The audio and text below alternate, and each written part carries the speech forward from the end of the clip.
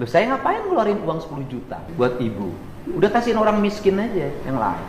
Saya juga miskin. Ya, oke miskin kan? Kenapa miskin? Biayanya orang kaya. Kan ini harus dibenerin cara berpikir begini. Rumah nggak punya, ya kan? Sekarang kontrak udah punya uang kontraknya. Iya, masih nyicil sih, baru ngambil berapa bulan. Ibu nyicil berapa bulan? Udah kalau gitu saya nggak usah bantu ibu deh. Kenapa? Karena ibu mapan. Orang sekolah aja pengen ada wisuda, berarti kan punya kemampuan. Saya nggak usah bantu ya. Enggak gitu Pak, kan saya waktu dibikin video TikTok itu kan captionnya itu kan bukan untuk meminta kerohiman atau apapun. Saya itu cuma minta keadilan aja. Yang minta adil apa?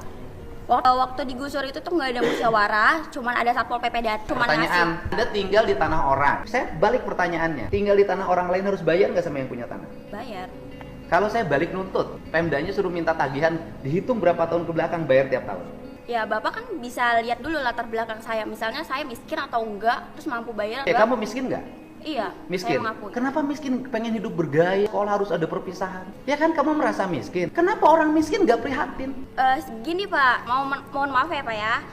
Saya bukannya menolak kebijakan Bapak, saya Bukan kebijakan saya, itu kebijakan bupati. Iya, maksudnya apapun itu saya mendukung, cuman jangan dihapus Pak, nggak semuanya orang itu kan bisa terima. Terus kalau misalnya kayak wisuda dihapus, terus misalnya Bapak juga ngebalik minta pajak sama saya, padahal kan saya miskin, apakah? Bukan minta pajak, saya balik. Anda miskin, tapi jangan sok kaya. Orang miskin tuh prihatin bangun masa depan. Seluruh pengeluaran ditekan, digunakan untuk yang positif, bisnis, pengembangan diri. Lah ini rumah nggak punya, tinggal di bantaran sungai. Orang tua yang lain itu menyambut gembira ketika wisuda dihapus. Keluarga ini menolak wisuda dihapus. Ya kalau gitu saya nggak usah bantu kerohiman. Bukan menolak sih Pak. Apa? Bukan menolak. Ya saya tanya balik Bu, ibu perlu uang nggak buat ngontrak? Perlu.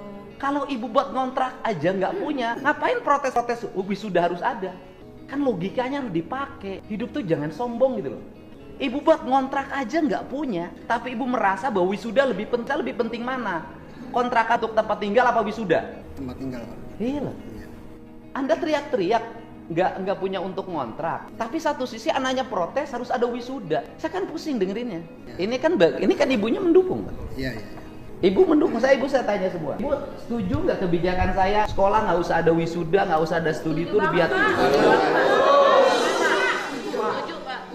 Membebani orang tua. Lah kemarin kan ada yang nangis tuh di podcast saya di TikTok saya ada kan karena tidak mampu bayar 5,4 juta. Loh, saya ini sayang sama rakyat. Ini rakyat Jabar nggak akan berubah nasibnya kalau nggak dirubah pola hidupnya. Artinya gini loh, kan banyak akibat kebutuhan saya ini nanganin udah ratusan. Untuk biaya wisuda pinjam 2 juta ke Bang Emok. Iya, Bang Emok Pak. Ya. Banyak yang begini. Iya, Ini Bang kan Bang Emok. Emok semua.